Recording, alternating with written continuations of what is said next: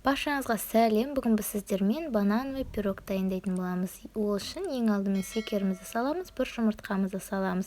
Екеуін араластырып алғаннан кейін бөлме температурасындағы сары майымызды салып, тағы да осылай араластырамыз. Ешқандай миксерсіз осылай венчикпен де жасай беруге болады. Мінекей, ендігі кезекте қамырымызға қопсытқыш қосып араластырып қойдық. Соны електің көмегінен өткізіп, осылай аз-аздан сала отырып, қолымызға жабыспайтын жұмсақ қамыр илейтін боламыз. Ұныңызды толтырып салып жібермеңіз, осылай аз-аздан сала отырып қадағалаңыз. Қатты болып кетпеуі керек, жұмсақ болып шығуы керек.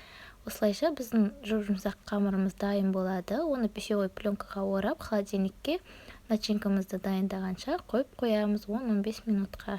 Келесі мінекей осындай бізде жұмсақ тесто пайда болады. Келесі начинкамызды дайындаймыз.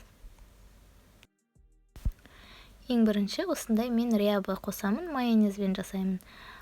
Өте дәмді болып шығады. Майонездің дәмі білінбейді. Майонездің орнына қаймақ қолдансаңыз болады. Содан соң жұмыртқамызды саламыз. Мен жұмыртқаны молырақ салдым, начинкасы көп болғанын қаладым. Сосын секерімізді саламыз. Ең соңында кукурузный крахмалымызды саламыз. Кукурузный крахмал біздің пирогымызды қатайтып ұстап тұратын болады. Енді кезекте бананымызды турап аламыз. Мінекей, жаңағы холодильниктегі тестімізді алып, осылай формамызға бір тегістеп, дөңгелектеп, қолымыздың көмегімен жайып шығамыз. Содан соң жаңағы дайын начинкаларымызды кезек құятын боламыз. Банандарымыздың барлығын осылай орнатып аламыз. Енді кезекте жаңағы начинкамызды үстіне құйып, барлығын, және де начинкамызды құйған кезде бетінде ауалары қалып қою мүмкін. Соны қасықтың көмегімен шығарып жіберетін боламыз. Осы пирогымызды дайындап жатқан кезде пешімізді қыздырып қоямыз. 180 градуста 20-25 минутта піседі. Өте тез піседі және өте дәмді болып шығады. Мінекей, осылайша біздің пирогымыз дайын.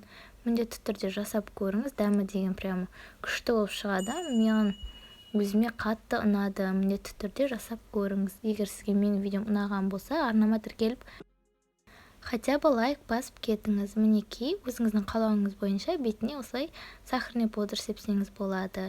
Қазір пирогты кесіп көрсететін боламын. Начинкасы өте мол және өте дәмді болып шығады. Бүгіннен бастап бұл менің ең сүйікті пирогтарымның қатарына қосылатын болады. Мінекей, менің видеомды бағалап кетуді ұмытпаңыз. Рахмет көп-көп.